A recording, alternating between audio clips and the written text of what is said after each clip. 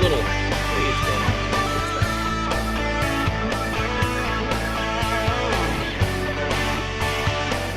There we go. A little bit better.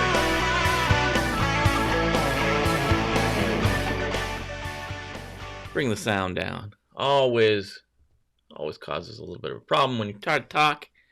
Got that music going in the background. Man. BAFAChapo's been hanging out with me this morning. All morning long. By the last half hour, we've been chatting in the chat session. Been ready to go. Dee's here this morning, too. How's the sound, Dee? Does it sound okay? Hopefully it's sounding okay.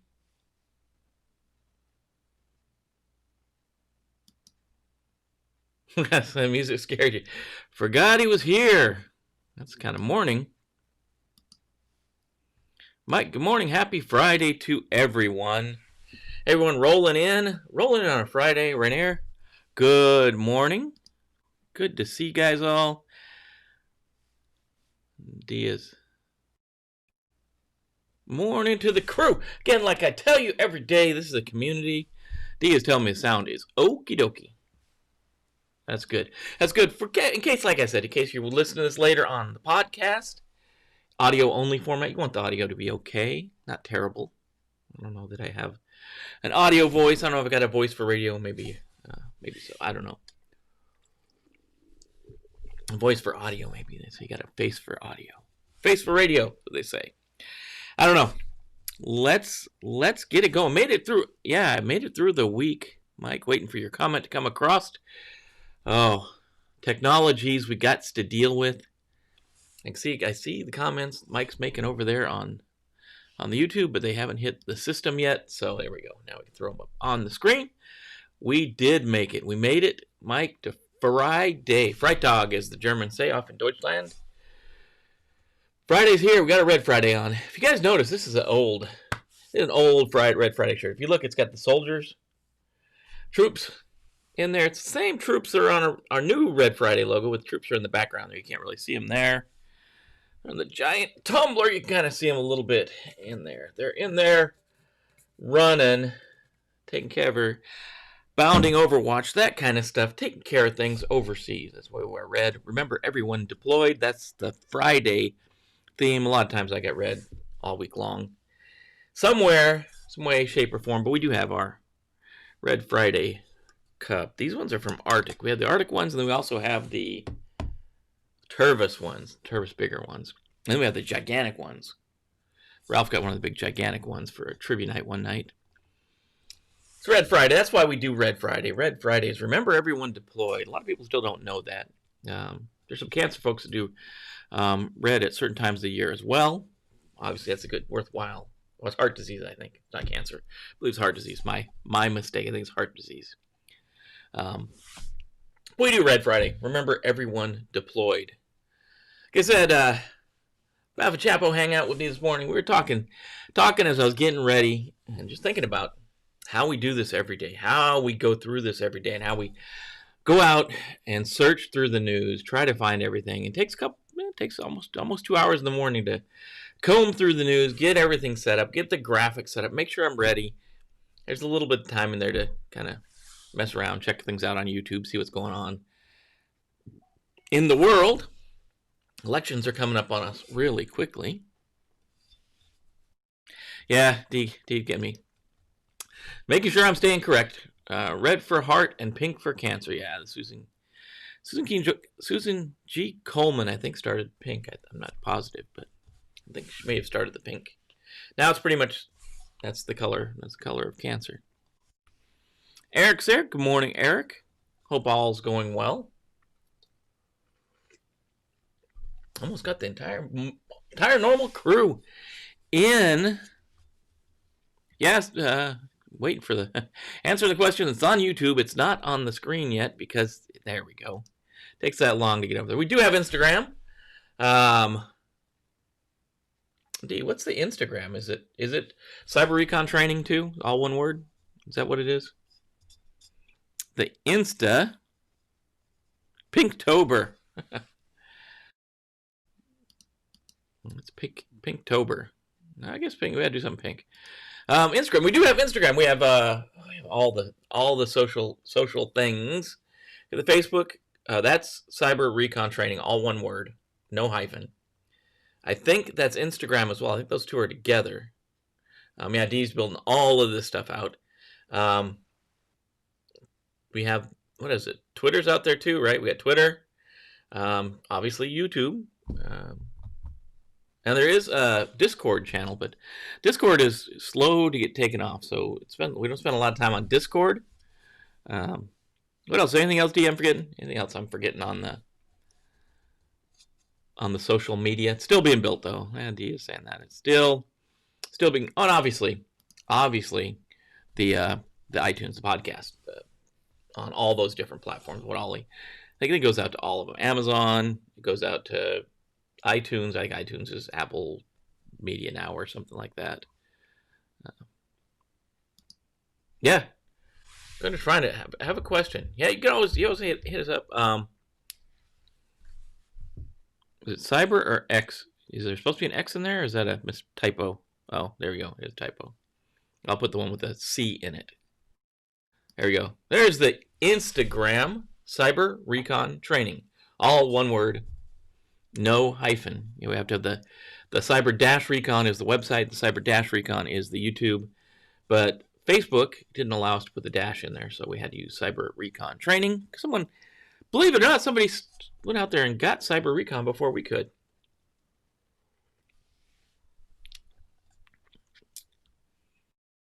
Yeah, Dee's always coming through in the clutch. She got my back all the time. I would be lost without her. That is for sure. Ladies and gentlemen, I'd be lost.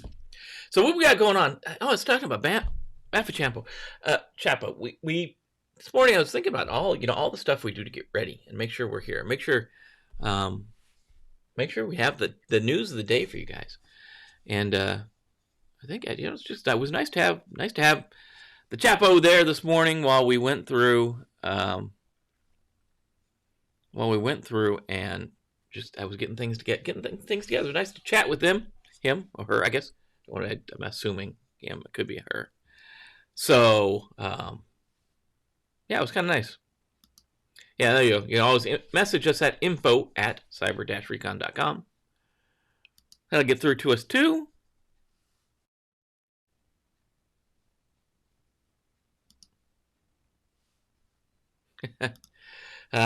Okay. Since we're going, and we went out. I'm a boy. Okay. I was it's a bad assumption to make these days. That was it. You never know. So what we got going on today? SolarWinds. I like SolarWinds. SolarWinds has some good. They used to do network monitoring, network stuff, and they expanded. Now they do a whole ton of stuff, including remote management of machines, RMM. I think they're a really good company. They got a good product. They had an article out on zero trust. It's very surface level at best. That's okay. I think we need to talk about zero trust. Zero trust is coming. Zero trust is going to be the next buzzword in security if it's not already a buzzword. Probably already a buzzword. I don't know. So zero trust coming at us. So SolarWinds is talking to us about zero trust. Attackers are preying on people in teams, and of course, smart. The attacker's always smart. I always give credit where credit's due. These attackers are smart. They've got yet another social engineering technique for folks that are using teams. This one, unless you protect your people, I think there's a very good chance they would fall victim to this one. And then obviously, if you looked at the banner for today, our main story is we're talking about the life of Maze ransomware. The story that put together today. I do have a couple extra stories. We threw on the popper. We threw in the backlog for you guys to read on your own. We'll cover those as well. Cyberattacks continuing, and then an attack from cross-site scripting to TSS. We'll talk about those too. Lots to talk about. It's Friday. Friday, guys. We made it. We made it to the weekend. Oh man. Wow. Yeah. The crowd goes wild everywhere. Or the crowd all around me. Going wild. So let's throw the intro in here. That gives me time to move things around and get ready for the really big shoe. So let's do the intro and we'll jump into the news.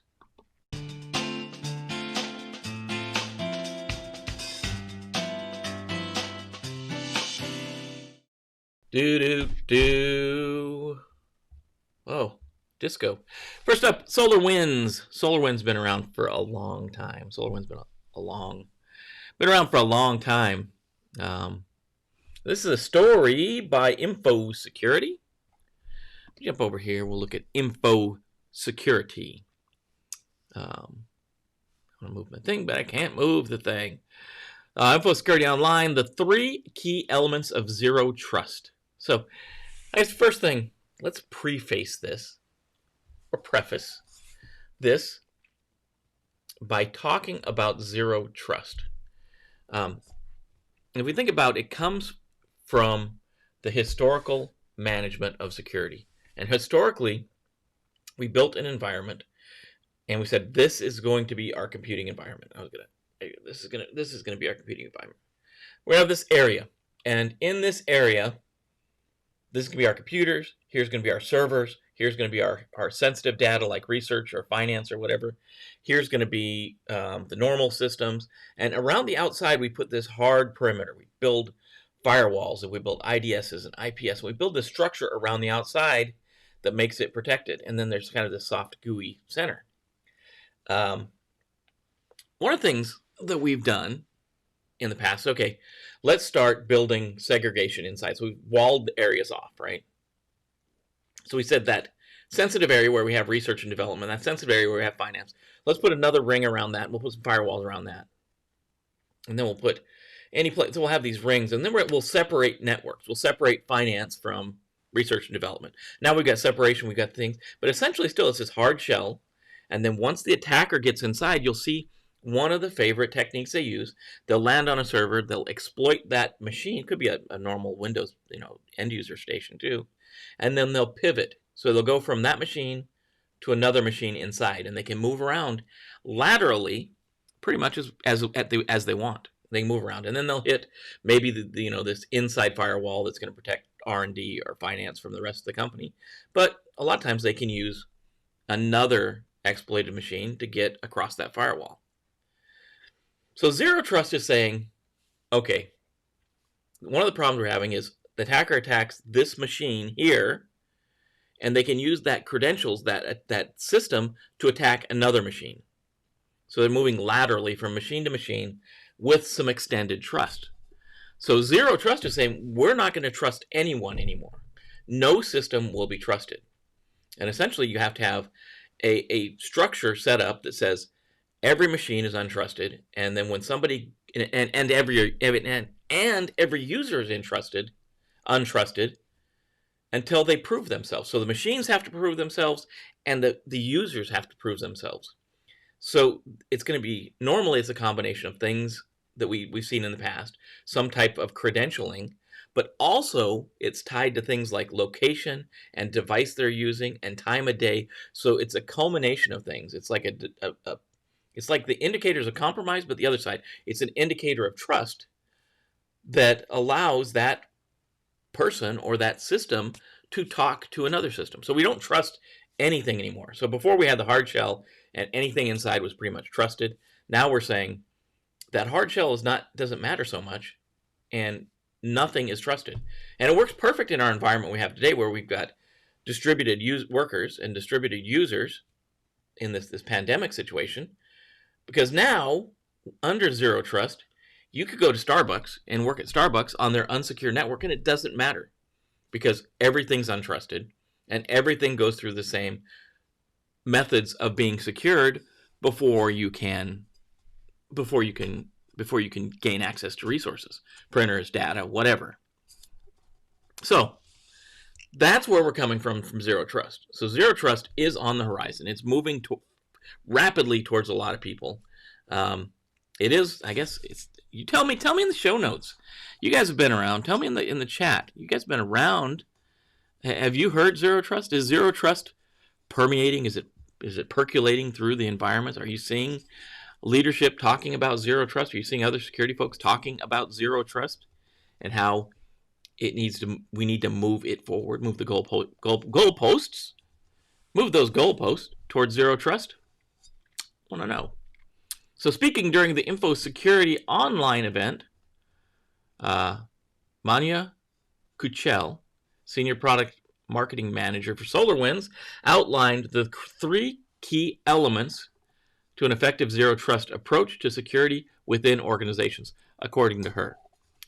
The first is risk assessment, which involves defining where your sensitive data is and who should access what. Yeah, agree. Yeah. First step in any of this is going to be risk assessment. It's, know your information, know your resources, hardware and software, know where they're at. So sensitive data is a resource. And Mike's saying, are you talking about it right now at work? Or somewhere? Or is it just talking right now in our talk? I don't know. So yeah, first we got to figure out where that data is at and who should have access to it. This is something no tool can do for you because it's an internal homework type of process, according to her. You really need to sit down and analyze your sensitive data. This can be done in a personal identity or department level, depending on the size of your company and the title structure. This should bring executive level managers and IT administration together. This needs to be a cross-company approach. Feds are zero trust. Feds are zero trust. That makes sense. Makes perfect sense. Thank you, sir. Yeah, and it's out in the corporate world. We're seeing a lot of movement towards zero trust. The next step in zero trust process focuses on risk management. This includes defining access rights, taking into account identities and profiles, and the types of resources being accessed and level of access privilege. So she's on the right track. It's all about determining who or what is accessing data and what access is being data. It's like the old matrix of, Bella Lappadio. Here's the data you want to get at. It's classified. You're classified. Let's mesh those together, and Bob's your uncle, right? All right, so dumb. So government is zero right now. User communities. The old mantra used to be, computing and computer security would be so much easier if it wasn't for the end user. So, the third and final step. Let's jump back to the second step. There are various tools that can help here, but the aim is to manage your risk situation and look into what you can do to limit access rights and limit access to information. And that's what we're trying to do, right? We're trying to determine you're only allowed to see this much stuff. These are the things, and all the things are categorized. You're categorized with the level of access you can get. The data is also categorized, right?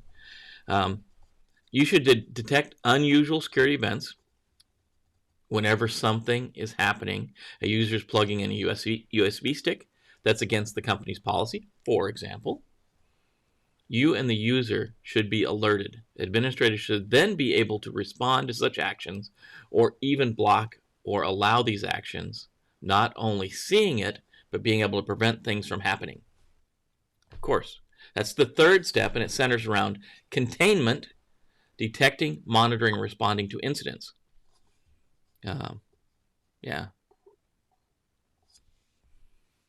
It depends on the agency. Of course, different organizations, different agencies, different. Yeah, it's all different. But I understand. I get where you're coming from.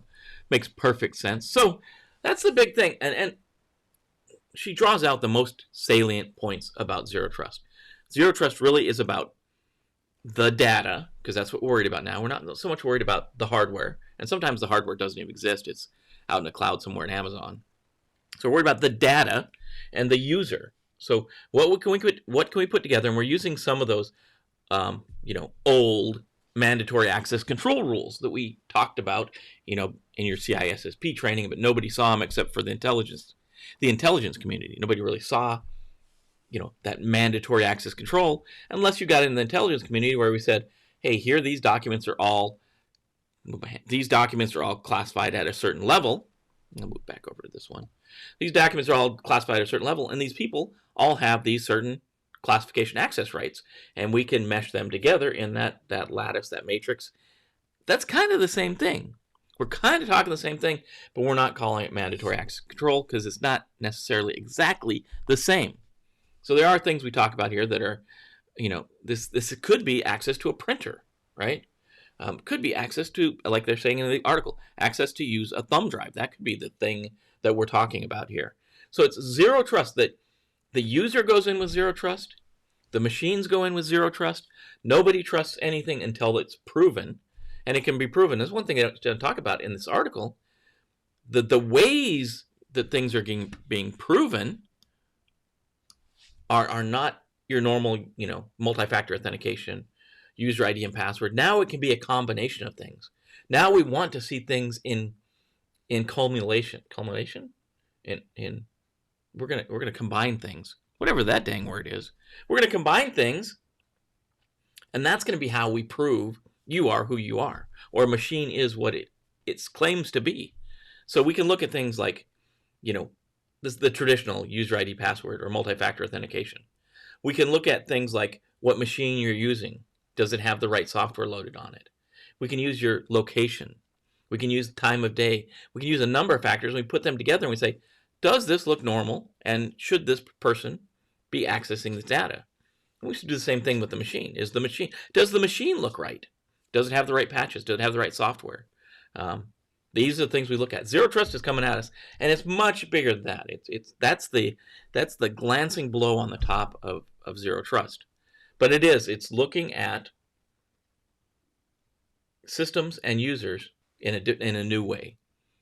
No longer will a system, just because it's inside the network, be considered secure or trusted. And we think about this, think about so many attacks have been made when somebody was able to get inside and put a thumb drive into a machine or plug into a network jack in the conference room or something like that. Those don't matter anymore. And it really doesn't matter if you're logging in from an insecure wireless access point at Starbucks or from inside the corporate LAN. All systems are treated the same. They're all untrusted. Reminds me of Gunnery Sergeant Hartman from Full Metal Jacket, right? You're all equally worthless in my eyes, right? That's what he says. Drill sergeants are always funny. I guess he's technically a drill Marine Corps. It's a drill instructor. We had drill sergeants in the Army. But that's what he said. That's what we're saying to the machine. The machine and the user is like, you are all equally untrusted in my eyes. Prove yourself. And that's what she's saying here. So that's SolarWinds, and it's pretty. I mean, it's a decent rundown. It's good. It's a short read. Something you should put in your back pocket. If you're doing it already, you're probably already there. But zero trust is coming. It makes a lot of sense, especially in this distributed world we're living in, and with this stuff like ransomware we're gonna talk about later. Microsoft, you almost did it. Almost did it, dude. Almost. I told you this was going to be the week of Microsoft. 4 out of 5 days we had Microsoft stories. Yesterday we didn't have one. I should have went out and just found something silly on Microsoft and used it so we could have a week of Microsoft in the news. Didn't make it, though. Didn't make it. So this one, of course, we had good and bad from Microsoft. SC Media is coming at you. Attackers prey on Microsoft Teams to steal credentials. This is a new phishing attack that impersonates an automated communication message from Microsoft Teams to steal corporate users' login credentials. And Teams is like a messaging service. If you don't know Teams, it's an instant messaging service, like Jabber or like Slack, something like that. It's built by Microsoft. It's built into some organizations have it built in, and it allows people to talk back and forth, share information really fast, faster than email, essentially. So new phishing, it impersonates communications from the Teams corporate environment, from the automated messages, and That's what they're logging on. Like this company's name, Abnormal Security. I looked those guys up. I don't know. I bet they're out here in DC somewhere. Disclosed the attack method today in a blog, and they maintain that Microsoft Teams has become a popular communication tool, particularly during pandemic, making it an attractive brand for attackers to impersonate. And that makes sense because I think if you're a big enough organization, you just get Teams free. You just use Teams, and you can get away from, it doesn't necessarily totally replace things like WebEx, but you can certainly do great things. So here's how it works. The email guest, the victim, is going to be sent a message. The email gets sent from the display name in the subject header, new activity in Teams, making it appear the automated notification from Microsoft Teams. That's how you're getting a notification. It then notifies the user that their teammates are trying to reach them and urges the recipient to click on the reply in Teams. And that's the leading them to the phishing page. And we see this all the time, and a lot of people get in the habit of doing this.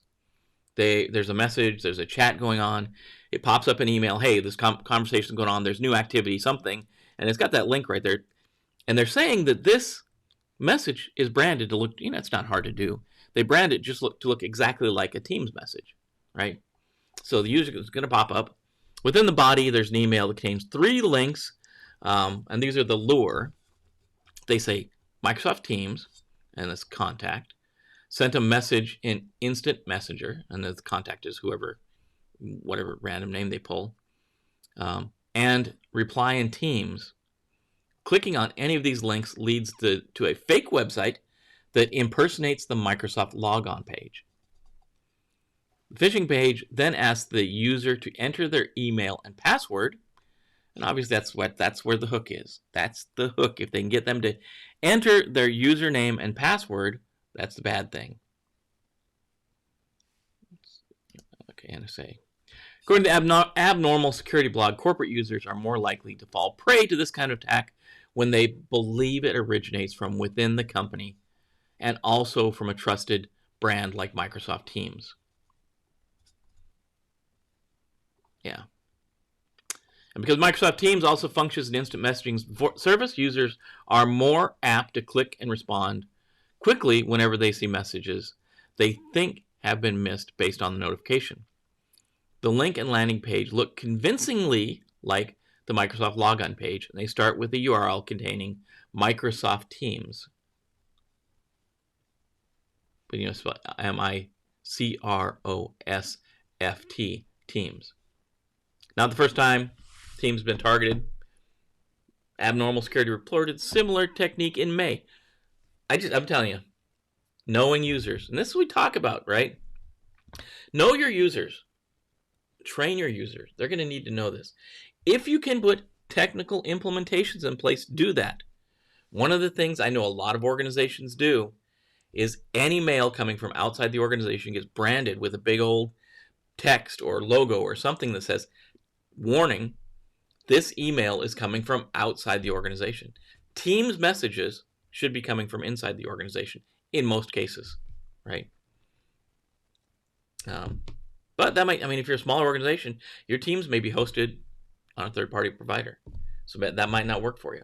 Biggest thing is training the users. Look for these things. I'm telling you, this is a good one. It's a good one.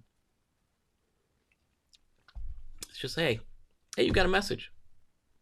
Click the link, and that's the end users normally not going to go open Teams, look for the message. They're going to go, I'll be taken right to the message. Then they get a pop-up box, and it's going to say log in, and I bet a quarter of the users are just going to happily type their credentials in there. So a couple things we can do, right?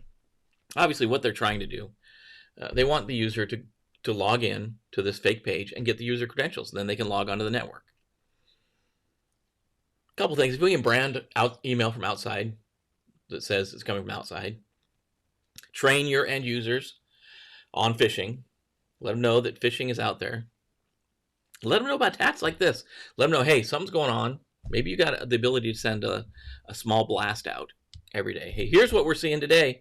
Hey, we've seen phishing attempts coming from Microsoft Teams. Look out for that. Be aware. Be warned, right, that it's coming. Run malware tools. Run defense in depth, right? That's all important. Training users is probably the biggest one on this one. Train your end users.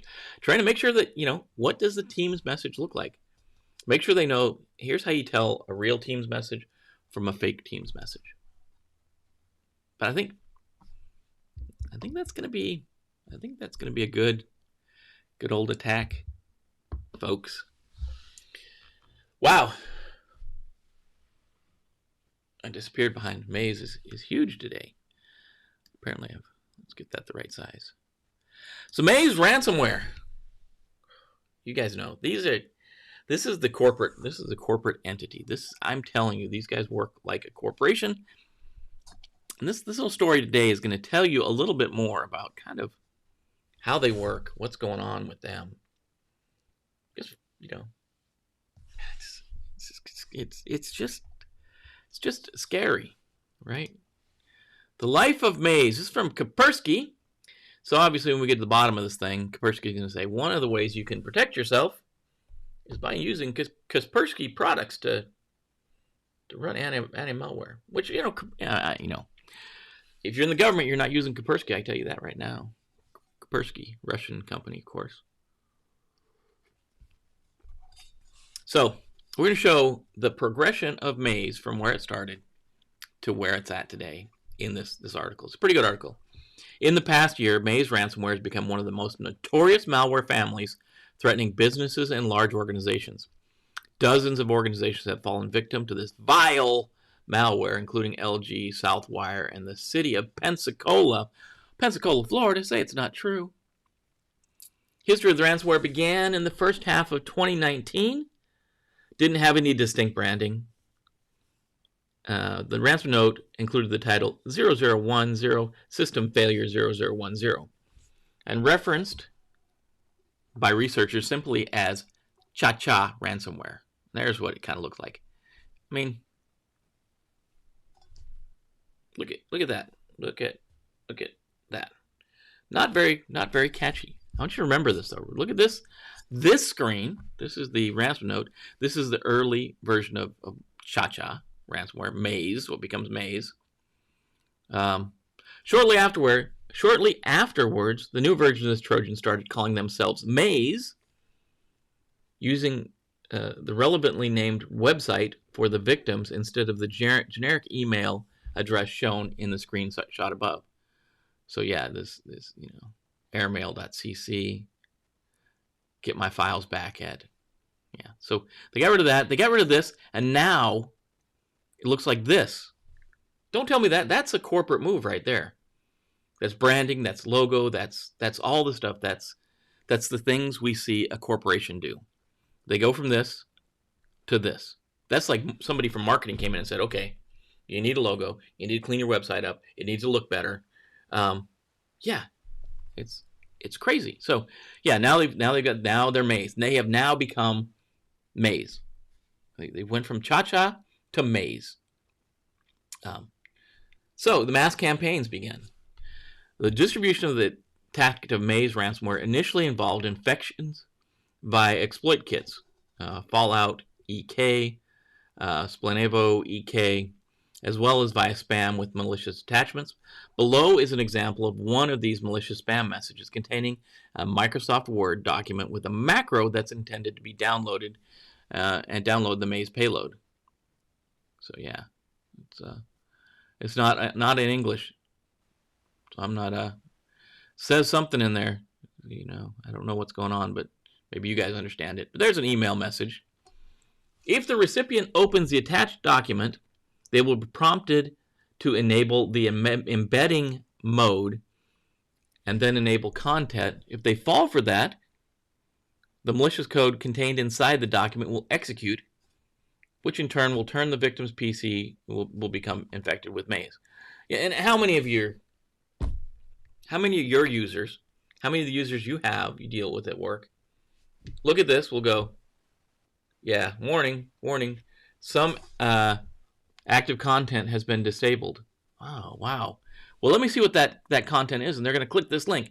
Clickety-click, clickety-clack, clickety-clack. And then away you go. Maze is on their system. So again, user education. I know, it's probably not as prevalent as it used to be. But if they, there's craziness. People love to click buttons. There's a button to click right there. Some active content has been disabled.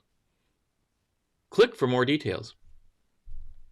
I'm the end user. I wonder what cool active content has been disabled. There must be something cool here. Let me click that. So then becomes the tailored approach. In addition to these typical infection vectors, the threat actors behind Maze ransomware began targeting corporations and municipal organizations in order to maximize the amount of money extorted. The initial compromise mechanisms, subsequent tactics vary. Some involve spear phishing campaigns that installed Cobalt Strike remote access tool, while other cases, the network breach was the result of exploiting a vulnerable internet-facing service, Citrix, NetScaler, Pulse Secure, VPN, the things we talk about in our 3, right?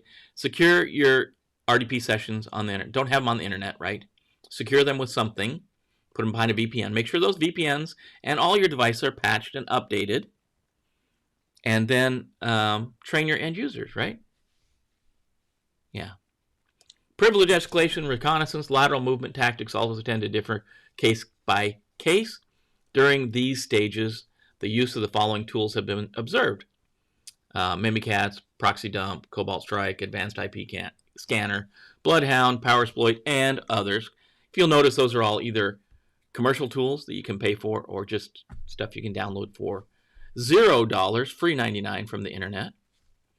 During these intermediate stages, threat actors attempt to identify valuable data stored on the servers and workstations on the compromised networks.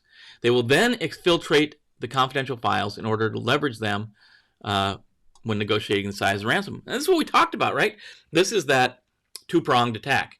We're going to say, hey, I've encrypted your files, which they haven't done yet. If you look, they have not encrypted the files yet.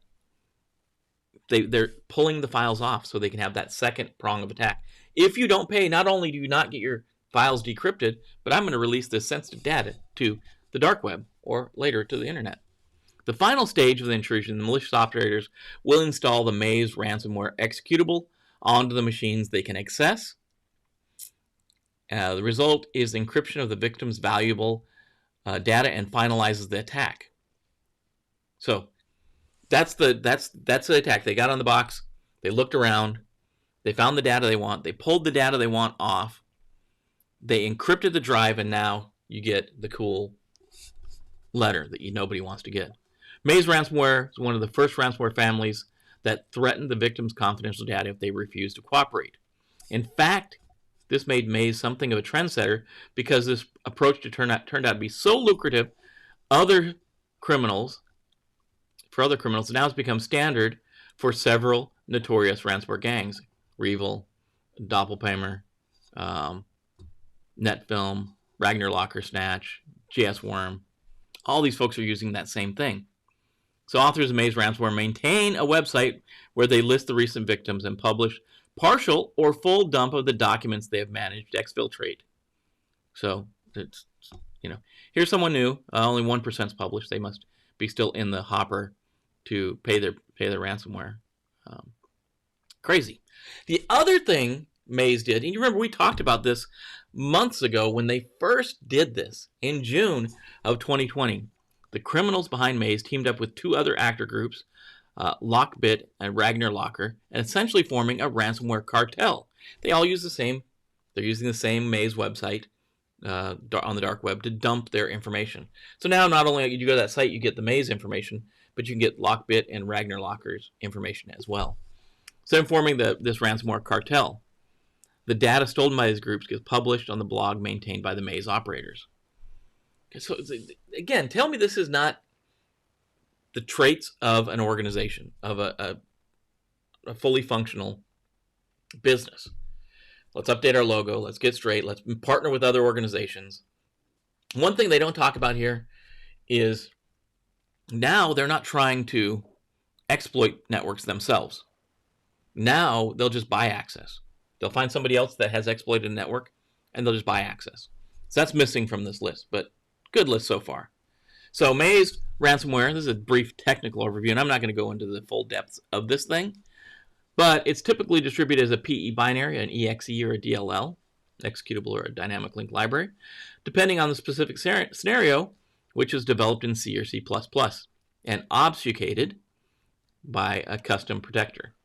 It employs various tricks to hinder static analysis, including dynamic API function imports, control flow obfuscation using conditional jumps, replacing RET with JMP, DWORD, PTR, replacing call with push and a jump, and several other techniques. So it's coded fairly well, and they talked about a lot of the different programming techniques some of these ransomware folks use. Some is very, very basic. This is a little more advanced. So the cryptographic details of this thing. It encrypts the content of the victim files with a Trojan, securely generating unique keys and nonce values using the cha-cha stream cipher. Cha-cha keys and nonce values are encrypted in the session public RSA 2048 key. That's a big key size, guys, which is generated when the malware is launched. The session private 2048 key is encrypted with the master RSA 2048 key and hard-coded in the Trojan's body. So the scheme's pretty complex the way they set it up. The scheme is variation of the more or less typically used by developers of modern ransomware. It allows the operators to keep the same master private RSA key while selling decryptors for each individual victim, and also ensures that the decryptor purchased by one victim won't help another one in any other way. So, when executing on a machine, Maze ransomware will also attempt to determine what kind of PC is infected and to distinguish between different types, like a backup server, domain controller, or a standalone server, so that when it writes its little letter, we know that your computer is and then it'll pull out it's a standalone server, a server in a corporate network, backup server, primary domain controller. Pretty good. I mean, it's again something you would see in corporate marketing. You know, if you're managing your mailing list, right? If you're at a company, you're managing your mailing list, you build that thing where you're going to mail merge the users' names in, dear, and it's going to be like first name, last name, and it's going to pull that from a database. That's what they're doing here. They're customizing the message. They're not just saying a random message, hey, your machine's been compromised, your files have been updated. They're saying, hey, we know this is a domain controller. We know this is a primary domain controller. We know this is a standalone server, and here's what we've done to it. So they're customizing a little bit. So here's your avoid and prevent. Here's what they're going to say. Keep your OS and application patched and up to date. Train all your employees on best practices. Use only secure technologies for remote connection in a company local network. Those are the three we always talk about, right? Don't have RDP connections open on any untrusted network. Patch and secure all of your equipment, including your VPNs, which is critically exploited by these guys. And train your end users. That's the three they're talking about here. The ones that are, update your endpoint with behavior detection and automatic file rollback, and install the latest threat intelligence information to detect and quickly understand that, that's their stuff. 4 and 5 is here. We're selling you some stuff if you want. They're not specifically selling it, but they've got your links to Kaspersky and endpoint security and threat intelligence. They do include down on the bottom here the IOCs if you want to load those into your threat intel and IPS IDS systems. And then here is your attack with the MITRE attack framework. Nice that they included that. Cool on ya. Always like that when that's in there. What do you guys think of Maze? What are your thoughts on Maze? These guys are pretty advanced. I think they're operating like an organization. I think they operate like a corporate organization, like a commercial entity. That's the way they seem to be working. Oh, running low on the illy coffee this morning, guys. Today is you need your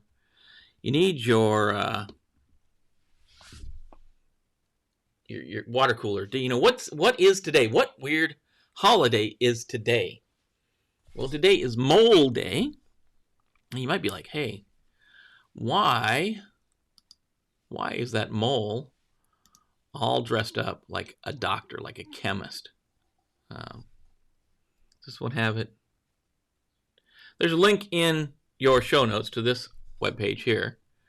Molezilla is their theme this year. Mole Day celebrated annually on October 23rd from 6:02 a.m. to 6:02 p.m.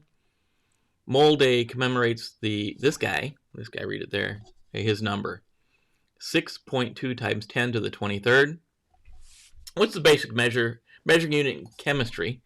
Mole Day was created as a way to foster interest in chemistry. Schools throughout the United States and around the world celebrate Mole Day with various activities related to chemistry and or moles. I don't know, maybe this might be something new in school. I don't remember Mole Day ever being celebrated. The other one, this is from the Holiday Insights page. Chemistry buffs. To thoroughly enjoy National Mole Day, one must first understand what a mole is in chemistry. A mole is a basic measuring unit. It equals the atomic mass of a single molecule, and it's measured in grams. This measurement was discovered by this Italian guy, Amedeo Bagarello. That's why I didn't try to say it. Chemistry teachers celebrate this day by getting more interested in chemistry, getting kids more interested in chemistry. They create a special lesson and lab that experiments around the theme of chemical measurements. So yeah, it's the number 6.02 times 10 to the 23rd, which is October 23rd, 1023. That's why we do it. Can't say the guy's name, but thanks, Italian dude. Brought us Mole Day. So if you hear Mole Day today, if you want to talk about Mole Day, you'll know it's not a mole. It's not the guy that lives in the ground that everybody wants to think it is. It's got to do with chemistry. It's the weight of one molecule. 10.02. That's why, or 6.02. That's why you celebrate from 6:02 in the morning till 6:02 in the afternoon, in the evening. That's the 6:02 times 10 to the 23rd power. That's your rundown. That's what's going on, guys. That's the rundown. If you do like the show, share it with your friends. Obviously, get the big thumbs up. We'd love to get the big thumbs up. That always makes us feel good. We get the big thumbs up. Hit the subscribe over there. I know Mako has not fully updated that yet. The little Cyber-Recon logo will be updated. Get that update. Hit that. Subscribe to the channel. Hit the bell to be notified we go live. Go live every single morning at 7:30 a.m. East Coast time. Talk about the news of the day. I get up early to scour the news to try to find you these days and get you something to talk about at the water cooler. That's probably across the WebEx nowadays. It's available in audio-only format on all your podcast channels. On Amazon, on iTunes, whatever iTunes is now. All that stuff. It is for Red Friday. Support those folks that are deployed downrange. Always good to see you guys. Good showing this morning. Good chatting with you. BAFAChapo this morning. It was awesome to talk to you. Check out the Facebook site. Check out Instagram. Cyber-Recon-Training. All one word. Let me find. Yeah, we don't. Yeah, Dee's right. We don't. Only 7:30 on the weekdays. Yeah, weekends I sleep in all the way till, I don't know, 7 or something. Let's see. There we go. Cyber-Recon-Training. All one word on Facebook. All one word on Instagram. Check out the RMF videos. They're coming out fast and furious. We're almost all the way through the prepare step of the new RMF.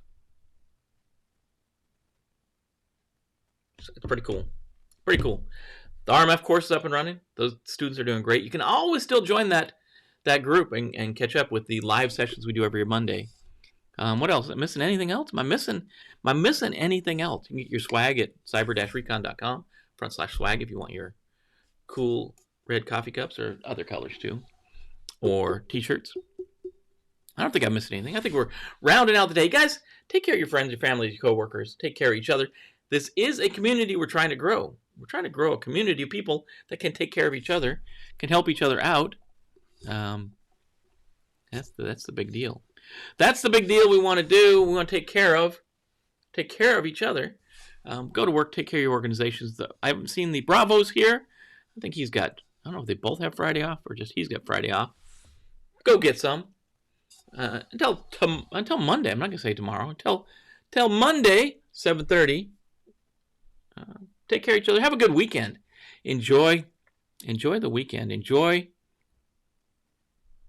what you got going. Hopefully you got good stuff going. And we'll see you Monday morning, bright and early.